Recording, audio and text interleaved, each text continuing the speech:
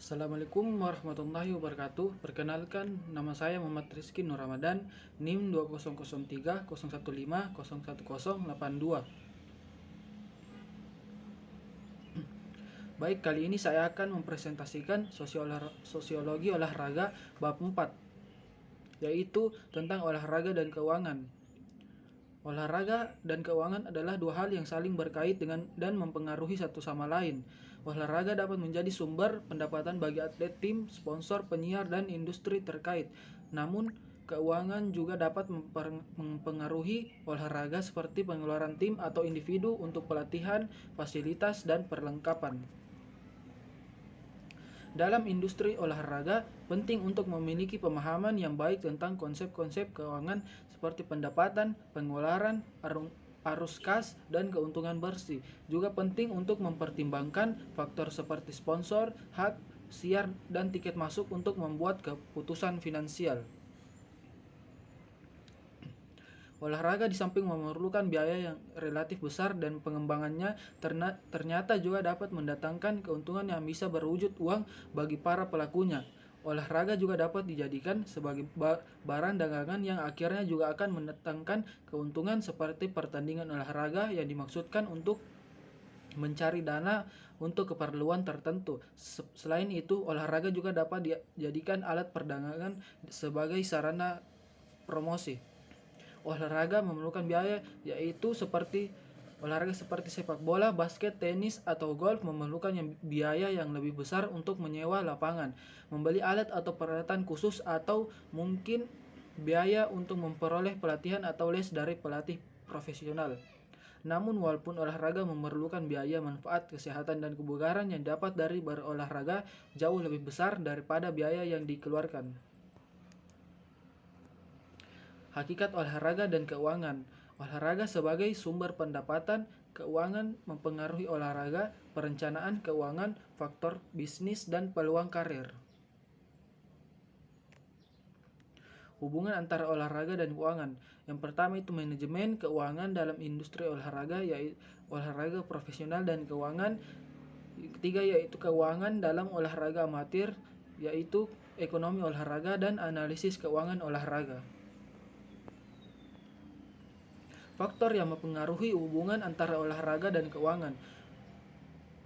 Popularitas olahraga. Olahraga yang lebih populer dan menarik penonton dan sponsor cenderung menghasilkan lebih banyak uang. Seperti sepak bola, basket, dan bisbol adalah contoh olahraga yang sangat populer menghasilkan banyak uang. Tingkat kompetisi. Tingkat kompetisi dalam olahraga mempengaruhi berapa banyak uang yang diperoleh atlet dan klub di beberapa olahraga, seperti golf dan tenis. Hadiah yang diberikan kepada pemenang turnamen dapat mencapai jutaan dolar. Faktor geografis, seperti ukuran pasar, jumlah penduduk, dan keberadaan perusahaan besar dapat mempengaruhi pendapatan olahraga di daerah tertentu.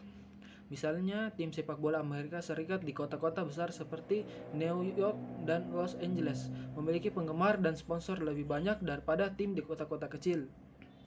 Selanjutnya, keterlibatan media. Media juga memainkan peran yang penting dalam mengiklankan olahraga dan menarik sponsor dan penggemar.